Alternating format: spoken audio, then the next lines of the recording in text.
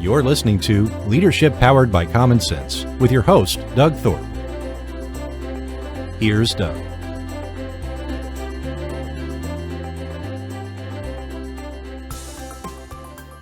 Well, greetings once again, everyone. This is Doug Thorpe, and you're listening to Leadership Powered by Common Sense. I'm excited about today's show because this episode is not going to be just about business learning and everything, but it's about a personal journey. A gentleman who's my guest has a really compelling story to tell, and it's actually going to reach a very large part of the population that's out there. His name is Adam Gunton, and Adam, welcome to the show. Doug, thanks so much for having me. I don't want to steal any of your thunder. Help us understand if you can give us a flyover 20,000 foot view of your story and what it is you're doing now because of that story. Yeah, I grew up, kind of the all-American boy. I went to a school everybody's heard of, Columbine High School, and when I was growing up, I was on a state championship football team. Growing up, Little League, I was the home run derby hitter at the Little League World Series. But I had this deep, dark secret that when I was 12 years old, I was introduced to cocaine. So then when I go through my high school career, I was a captain of the football team when we won state my senior year, captain of the wrestling team, but I had this deep, dark secret that I was partying more and more and more and more. And then after a traumatic experience, my freshman year of college, I started to use drugs specifically to cope with life. They were no longer just a way to party and have fun, but they became my solution to the way that I felt, the way that I thought, being able to go out and get to know people or go out and feel okay in crowds, all that kind of stuff. And it progressed, like a lot of the addiction stories do, all the way to, using heroin, getting introduced to IV. And on November 6, 2015, I was actually found unresponsive without breath or pulse by the police from an overdose. And, I have the body cam footage of that event.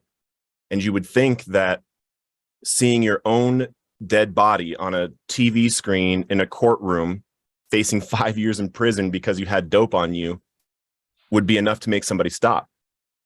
But I suffered for 2 more years and I found myself homeless. I was 86 from a homeless shelter, so I was super homeless. And I was unable to stop using the very drugs that were taking everything from me. And it got to a point where I tried everything. I tried going to meetings. I tried, getting to treatment. I tried church and Bible study and all this stuff. And I could not get clean. And then after a series of some pretty incredible spiritual experiences and then some help from some people very close to me and going through the 12 steps very hard, I was freed from the obsession to drink or drug. And when that happened, I remember it was because from the time I was 12 years old until this time, this is my first time ever having 30 days free from drugs and alcohol. And now I'm coming up on 6 years. And if that's the case, my mind for my entire life was going one way, like how long is it going to be till I use? What am I going to use? All this. And then I was completely freed from that. And when that happened, I remember the feeling like, oh my gosh, this is real. This freedom is actually real. And from that moment, I knew that it was my responsibility to share that freedom with other people because I know there's so many people out there suffering like I was, not thinking that freedom is available to them.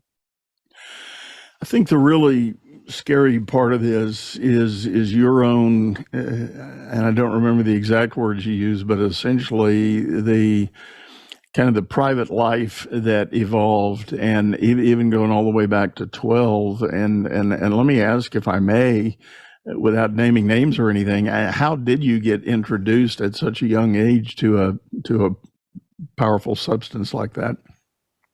Yeah, a 21, 22-year-old influence in my life that, and I've gone through a bunch of work around that. I don't blame this person. And you'll hear people say that addiction is out to kill you, but I don't agree with that. Addiction is out to eat you up but stay with you so that it can be contagious to other people. Because he didn't do that to hurt me. He thought that drugs were helping him. So why not give it to me? Yeah. Yeah. And how did that evolve? I mean, how were you able to participate at such a young age, and yet maybe your parents and your immediate family had no idea what was going on? It was just, growing up, I had like really good grades. I had all of these things that nobody would ever guess that I was using drugs or drinking, or I made that decision, right? And just on weekends, I got really good at saying I was going to this person's house, but really was going over here, or sneaking out at night. I got to a point when I was 12 or 13, I would go down to the local 7-Eleven, I would sneak out, and the guy working there would sell me beer. So, it's not just one person, but and that's the thing. It's this vicious cycle that's going on in America right now, because people don't realize marijuana isn't even the gateway drug. The real gateway drug is alcohol, period. And I was actually introduced to cocaine before marijuana. So it's about a culture thing that we're doing as a society, that it's cool to drink, and it's being more and more normalized and more cool about it's cool to use drugs. You're hearing it more and more in music. And the crazy thing is how many, artists are overdosing and dying now. So people need to wake up. Right. Well, I know there's going to be some in my normal following that are scratching their head right now going, Doug, what are you thinking? Where are we going with this, and what's going on? And I'll say to those people, when Adam and I first met and we did our prep call, as I always do with my guests, I spent some time pondering that myself. Is this appropriate? Should I do it? What about it? And I came to the conclusion, absolutely yes. This is a subject that needs to get talked about. It needs to be talked about in a healthy way, not condemning the behavior, but raising awareness, raising curiosity, raising sensitivity to those around us who may in fact be struggling. And I guess if I do anything to pull it back to the center of the normal kind of show I have, I will say to you, if you're a business leader or company owner, you may have big numbers in your employment pool that are struggling with this, but they show up as perfectly functioning every day. And you're never going to know it until they somehow go over the edge. 100%. And I mean, it's not just the company pool also. There's leaders out there struggling with this in silence also. True. I went to a mastermind here in Colombia, and what we did, we rented this huge mansion, on this hilltop, and 50 of us got together before, and 5 of us spoke. I was one of the speakers. And, I speak about writing a book and the power of that, and branding, and how sharing your story can build your audience, and you can influence people with your story, and how powerful that is. I'm speaking to business leaders. And then after the mastermind, there's this huge party that happens. There's 400 or 500 people there. There's, girls walking around with trays of cocaine and stuff. And it just is what it is. I'm okay with being around that. But what you wouldn't guess is that during that night, 3 of the people that were at that mastermind pulled me to the side in private and asked me what to do. One of them could not eat breakfast without drinking a 5th of whiskey. And it's become something now where, even business leaders, 47% of American adults have someone in their life right now that they're connected to and love that is struggling with substance use disorder right now, not in recovery. And if that's the case, I want to tell you that there is hope, and there's resources out there, like crazy amounts of resources now. And the biggest thing that people that are struggling need is a message that reaches them to let them know, like, hey, it's not going in a good direction. Like it's going to get worse. If you're feeling like you have to drink or you have to use drugs or you have to do this in order to live, it progresses from where you're at now. People don't normally think I have to have a drink at the end of the day. I have to. That's not a normal thing. And if you're out there, it's worth it. There's all the studies show that alcohol does nothing for you. Nothing. Well, yeah. I mean, if anything, the prevailing studies prove the dulling of the brain and the dulling of the cognitive senses and the ability to act and react and all of that. So none of it's good. None of it is performance enhancing. Right. Exactly.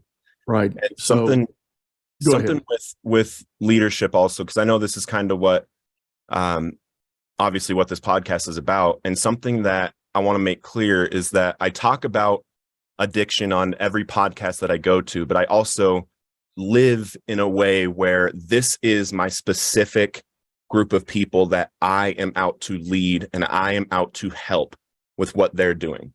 And every leader should have that group of people that they're focused on, right? I mean, that there's a specific niche of people that you're focused on, but there's also a bunch of characteristics that each of us have or each of us should be growing towards in order to lead our groups better and better, right? There's not a whole lot of people that are in recovery waking up at 4:00 in the morning, hopping in 34-degree water for 10 to 12 minutes, and then hopping into the gym and then coming back and doing all of the, like, my list of 6 priorities and that kind of stuff, because that's what we're supposed to do.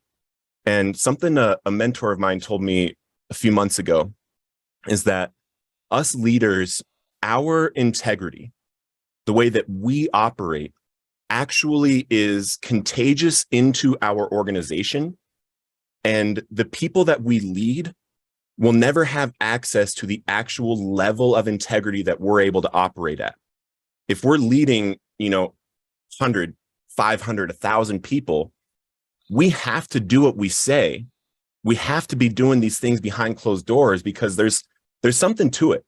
There's something to us operating at our peak that causes people just to subconsciously operate at their peak that we're leading. And Right. After a mentor told me that, I actually witnessed that in my own organization and witnessed the opposite in a negative way in someone else's organization. It was really interesting. Right. Yeah, a lot of the writing and teaching that's been done about leadership, and I forget who said it first, but they talk about the thoughts of character and integrity as a leader being really judged by what you do when nobody else is watching. 100%. And it's not about the show you put on, or it's not about the persona you've developed that you can go out in public with or go to a team meeting, but it's those choices you make totally in private. And are those living up to a standard that you expect of yourself? And it's that kind of living a double life that is so damaging to the overall performance of an organization. And it's, it is where leaders fail. I'm not going to lie, becoming a leader or stepping up and agreeing that you're going to show up as the leader for something. And I talk about this a lot, that being a leader is not just about the title on your door, on your website or your business card. It's about how you show up in the world around you. You can be a leader at home. You can be a leader in your community. You can be a leader at work, even if you don't have the title. You can become a person of influence that others count on.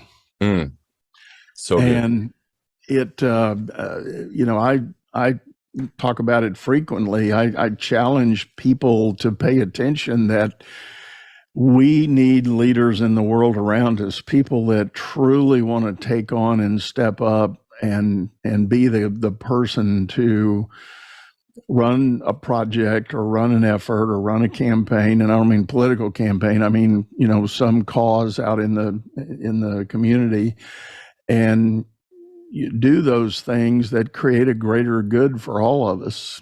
And we need people like that.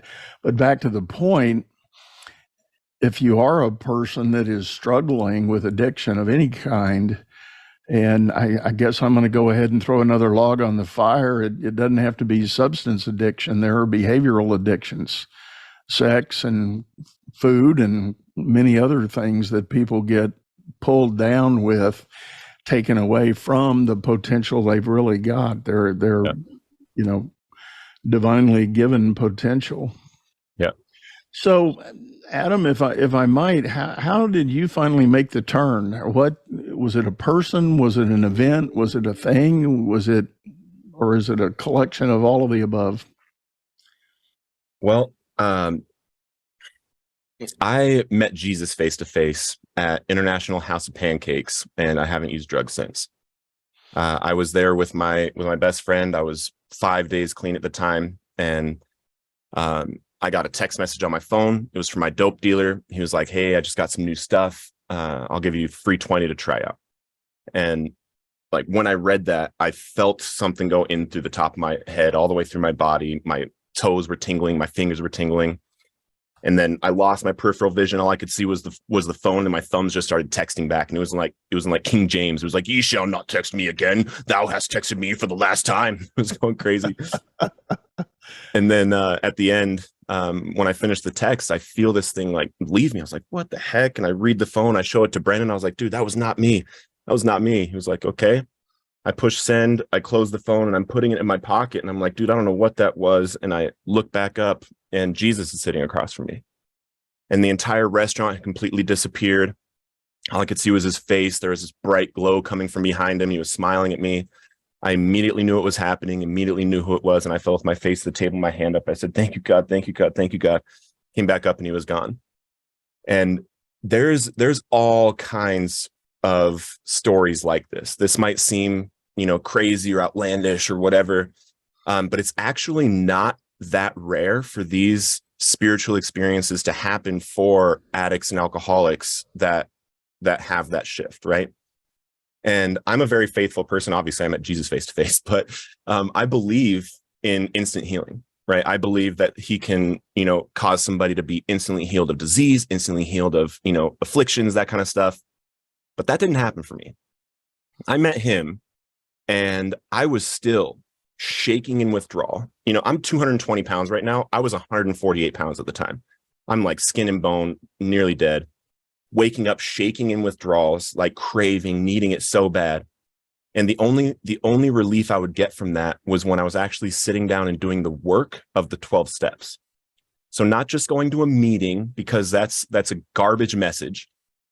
Meetings will never be the thing that helps somebody that is like me. If you're a real addict or a real alcoholic, there's work that has to be done outside of the meetings also.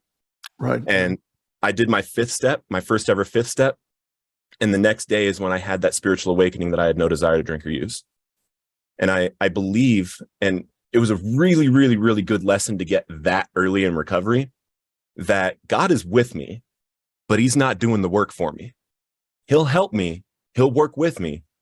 And that's what I've witnessed so much in my recovery also. Like the more disciplined I am, the more action I take towards the vision that I have, the more action I take towards the dream, right?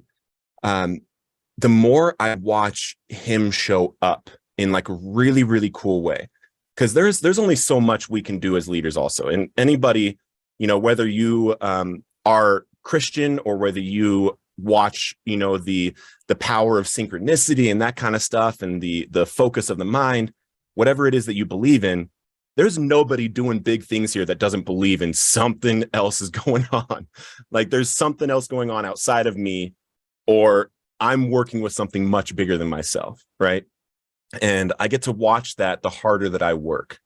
And I become smaller and smaller the more I learn and the more I work. Yeah.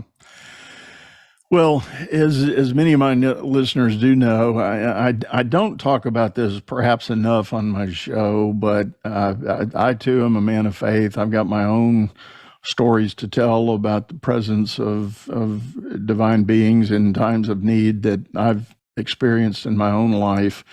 And it is an incredibly real and powerful presence. And for those who choose to deny that or argue against it or just simply ignore it,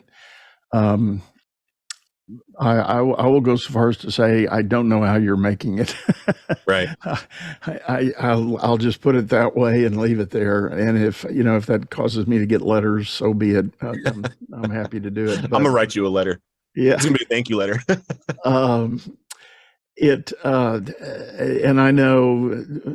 Well, I'll be honest, I have not shared this on this show before, but I point to a time in my own life, and I was nowhere what I would call nearly as dramatic as an addiction, but what I had was an anger problem that was rooted in the anger toward God that I had lost my dad at a young age. My dad died when I was 2 years old. My mother did an incredible job of raising me in other ways, which I've talked about a lot. But I harbored an anger of not having and knowing who that man was for me and in my life. And it manifested. And I joined a 12-step program in 1995. And I did the work for over a year. And when you described your part of, it's not enough to just go to the meeting, you got to do the work. Well, I was doing the work. Yeah. And so I relate 100% with what you're saying about that. And the effort to come clean, come clear with whatever it is that is your demon, you have to do that work and you have to really go all in. Yeah. 100%. And it's a really beautiful lesson that the 12 steps can teach us when we learn that we have to do the work. Right. Because it's not just the 12 steps. It's not just overcoming addiction. It's not just overcoming anger. For any listener out here, there's wherever you're at right now, there is another level of you. There's literally wherever you're at, there is a better version of you, a stronger version of you, a more influential version of you. And if we're constantly in that headspace, knowing that there's something else we can do to add more and more impact to this planet, that keeps us open to all the different pieces of work that we can do. There's habits that just like move the needle like crazy for me that take 10, 15 minutes a day, that it's as if I'm doing a whole day worth of effort in 10 or 15 minutes because of what that actually does for my headspace or my ability to think, right? And that's one of the biggest things that we as leaders need is we're the thinkers of the organization. We're the ones that have to direct a lot of people where we're going and help them to know how we're getting there, because that's how you really keep an organization going. And it's interesting because an organization comes from the word organism. Like we're working all in this very specific way towards something. And if one of us gets sick, the whole organism gets sick. So we have a really cool opportunity to change everybody's life that we have, in our following or in our organization, and them seeing the way that we treat other people, them seeing the way that we're always the first one there, or they see us walking and talking and doing the same things, right? That causes them to go home and be that person without us even saying anything to them. And I've literally witnessed that in my life just by being someone. And then people come and tell me, hey, I saw this and I've been doing this. Right, right.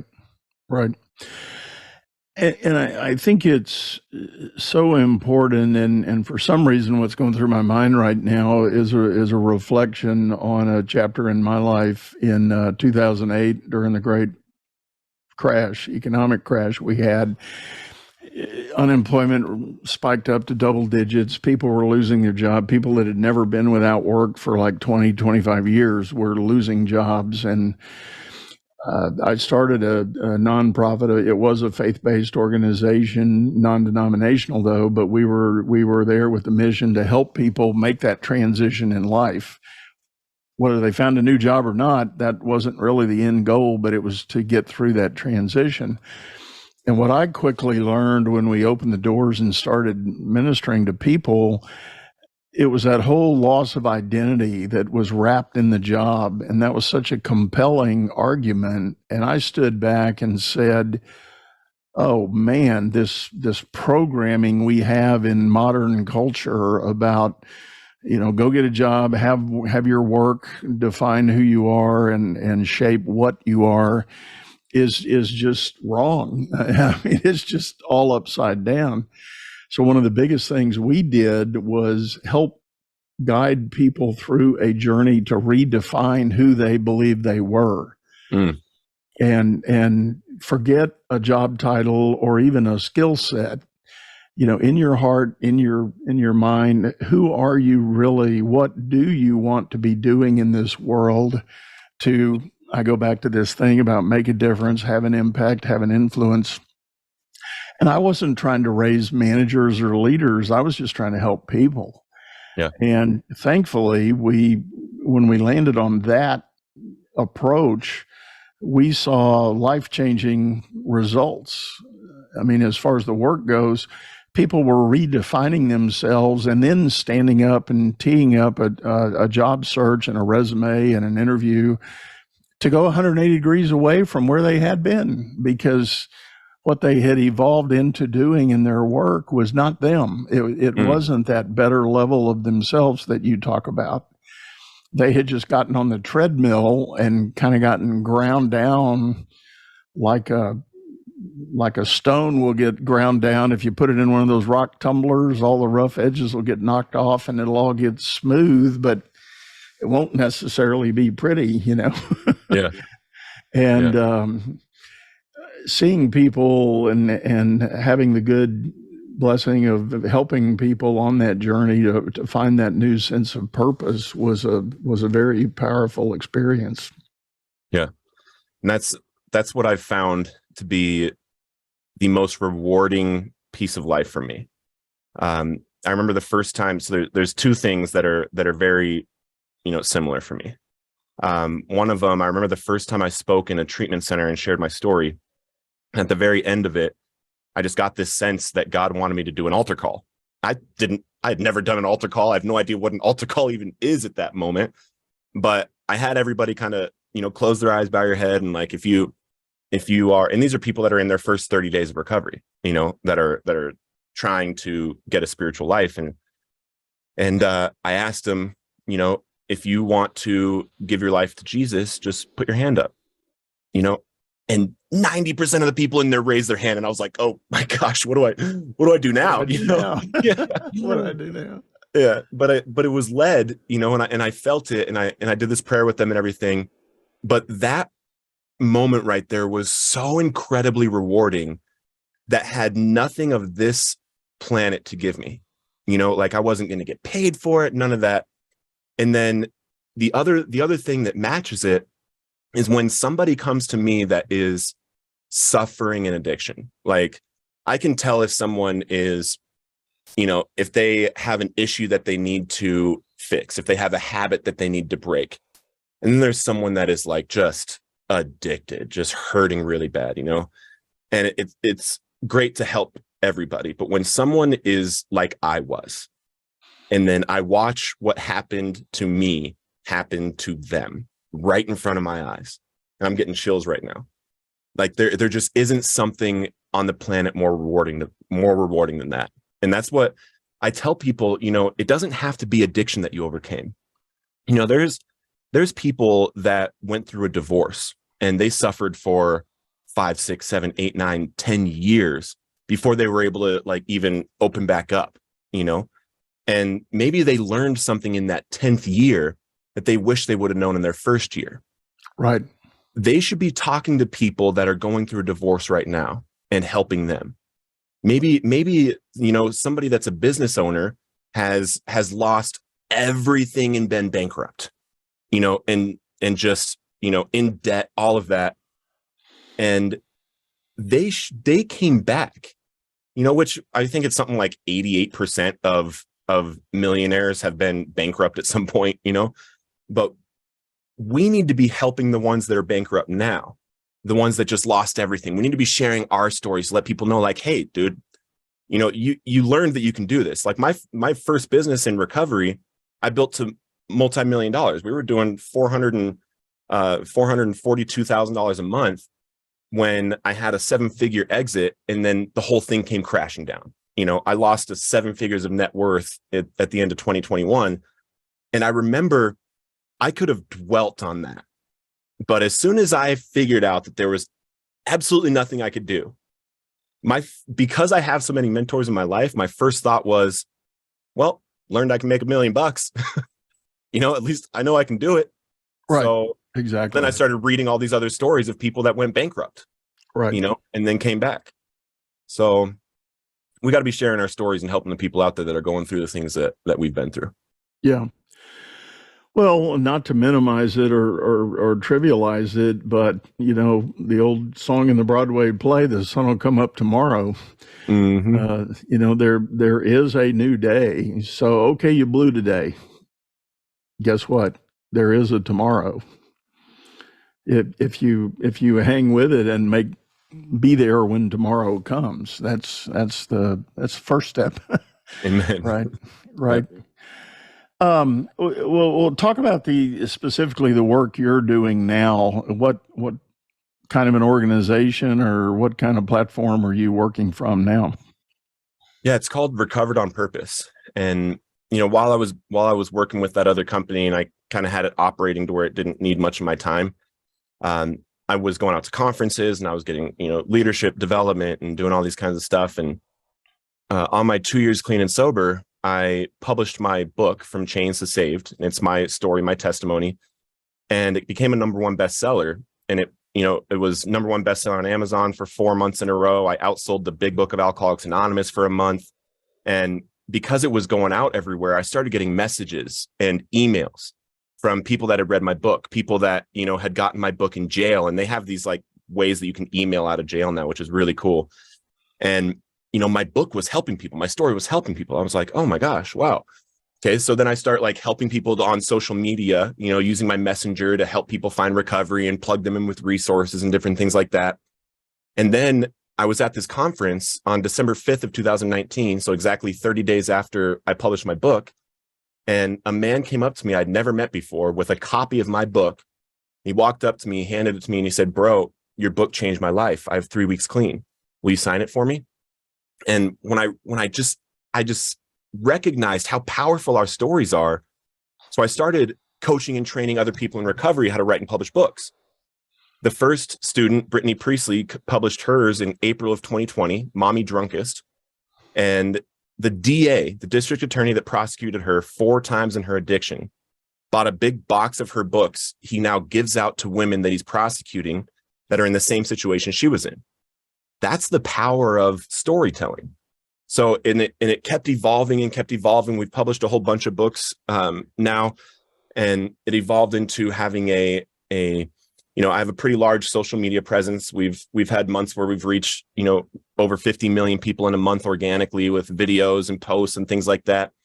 And the premise of it is I teach other people in recovery how to share their stories powerfully in a way that reaches people out there suffering and gives them a place to come to. Because so many people out there are suffering without knowing where they can go, without knowing who to message or who to email. And we put out all this content so that people out there see it and then they message us for help. And right now, we are almost done with our comprehensive 50-state resource guide for addicts and alcoholics that do not have private insurance or money. Because that was like me. And a huge percentage of people out there suffering don't have the ability to even go to treatment until they get Medicaid and they get plugged into the places. And then we have a whole resource team to where we will take them from, reaching out for help all the way to getting them into detox, to treatment, to plugged into 12-step fellowships, all of that. And then they can come into the recovery speaker course. They can start getting attached to purpose and how to share their story of overcoming addiction and get out there and share their story to help other people and start plugging them into resources. And it's building a community that's back on fire about recovery. Because I think that's what us in recovery are missing so much right now is the fire that it originally started with. Mm-hmm. Because before 1934, the medical community was trying everything to help alcoholics and addicts, and it just wasn't working. They locked us up. There was even a time period where some of us were castrated because they didn't think we should continue making kids. We were locked up in straitjackets in a room in order to not drink or drug. That's how bad it was. And then these two guys, Bill Wilson and Dr. Bob, they met. Bill shared his story with Dr. Bob. They end up getting sober together. They go out and they start helping people. And then when that starts ballooning, they're having a 50 to 75% success rate, because the whole thing is about them helping other alcoholics. That's their whole message, is we have to go out and help other alcoholics. Like in our first week, we're going out and helping people. And what we've done now in the recovery community is we've gone back to focusing on the medical community and what they can do, like the treatment and stuff like that. And there's a place for it. But once you're in recovery, once you've found recovery, the way that you keep recovery is you go out and help others find recovery. Right. You cannot keep what you don't give away. And we've lost that message. So that's what we do at Recovered on Purpose. Right. And there's so much power in that for anyone who is struggling, the ability to reach out. And I'm going to say it this way, in my own life experience, whatever darkness you think you've got in your life right now, I promise you there's always somebody that's one step down on the ladder, even worse off than you are. Mm. And as sad as that is to say, that is the truth. And you need to be able to get out of that self-centered, and I don't mean that in that literal way that has all the bad connotations, but that exclusive focus of me. I'm here, I'm there, I'm this, I'm that, I'm not this, I'm not that. But as you start giving to others, giving your time, your support, your encouragement, then all of a sudden, all that veil gets lifted, and that darkness starts to become a whole lot more light. And things don't look as bad as they were yesterday. Amen. And that's kind of the whole point, is that when we're doing it for free and for fun, right? We get that reward that I was talking about from that treatment center. It's really different. And I was just talking to somebody about this today. She's got 30 years in recovery and she wants to build a coaching business and do these kinds of things to start making money, which is fine. But you have to do it in a way where you're doing something different than the altruistic stuff. And if you're making money in recovery, you have to have the for free and for fun over here also, which is the solution. And that's something that a mentor of mine told me. He's got, 33 years in recovery. He's this big, conference speaker and stuff. And him and I, it was his message that actually got me to do the steps. And I heard him on a YouTube video, speaker tape. And he told me this a few months ago, because I've got some big things going on with Recovered on Purpose. Some corporations are funding us, and we're about to do some big press releases and stuff like that. And I was telling him, I was like, man, I have to do this right and for good. Like if I fall, the whole organization falls. If I was to, relapse and go start using dope, right? And I don't think about that. Like I don't worry about it. But at the same time, I have to be very aware of this lurking disease that's in me and do whatever I have to do to make sure that doesn't happen. As I'm on the phone with him, he's like, because I've listened to a speaker tape every single day of my recovery. Almost 6 years now, every single day I listen to a message that's powerful, And he tells me, a lot of those speaker tapes you listen to, those guys are dead or drunk. A lot of them. And I was like, how? What do you mean? He's like, well, a lot of them just get this big head that they are this guy that everybody should look at, right? And they stop sponsoring people. And he told me, you always, always, always have to keep at least 2 people that you're working with for free and for fun. You are helping them with nothing else. You're giving them time.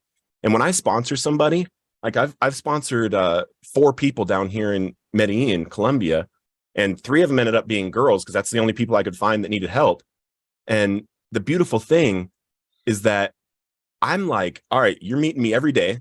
We're going to work for an hour and a half, 2 hours every single day, read through this thing, do the work together. And we're going to figure this out. We're going to get you some spiritual relief.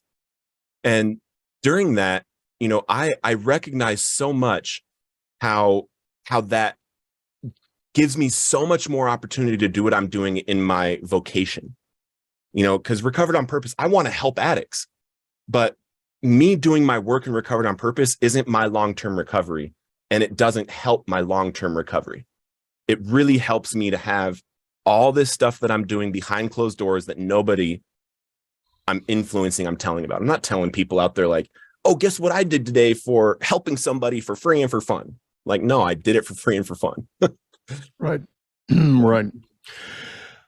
Well, Adam, I think this is very powerful. And I want to, for what it's worth, I want to share a story. Right about 20 minutes before we were supposed to go live for this recording, I had a little bit of darkness overcome me, and I looked at your profile again, and I meditated a little bit on it. And I had this kind of dark voice say, "You don't want to do this show, Doug. This doesn't fit in your shtick. This is not going to work. You just need to, call Adam, let him know, and say thanks, but no thanks, and all that." And I sat back and I said, "Who are you, and what are you talking about?" And I said, we're going to do this. This is important. I think it is critically important. And now that I've heard your story and we've had the discussion we've had, I'm incredibly thankful that I stood firm and said, no, we're going to do this. Amen. And I'm in 100% belief that means that there's somebody listening to this, and someone that has listened to this where their life is going to shift, because those things don't show up and try to stop us unless something real was supposed to happen. Right. And I'm getting chills. That's that's it. Yeah. And for those of you who share that faith, share that belief, and have had those same experiences, you know what I'm talking about. Just because you have that epiphany moment, that divine inspiration, or Jesus at the IHOP, that doesn't mean it's miraculously going to be a perfect, wonderful life the rest of the way. There's going to continue to be trials, there's continue to be struggles, and it's your choice to stand firm and do what what you believe to be the right thing to do. Yeah, 100%. Well, Adam, how can folks get a hold of you and your organization if they do need some help and want some guidance? Yeah, the best place to follow me is on Facebook, Recovered on Purpose. And then if you want to pick up my book totally free, you can get a digital and audio copy at recoveredonpurpose.org. And if you need help, you can also send me a message on the website or on Facebook. And I personally respond to everybody. So awesome. Love to talk to anybody. Well, love you, brother. It's been pleasure to meet and talk and get this message shared yet again. Yeah, I love you too, Doug. Thank you. Thanks for having me. All right. Well, folks, with that, we're going to put a close to this. And I do want to stress, if you or someone you know is struggling, you need to reach out. There are opportunities, there are helps. I am somewhat compelled to say I am not a medical health professional. Nothing I've said today should be taken that way. If you need help, find help.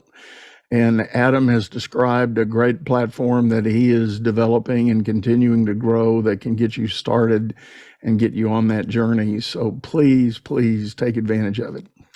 With that, I'm going to sign off, say goodbye, and thank you for listening in.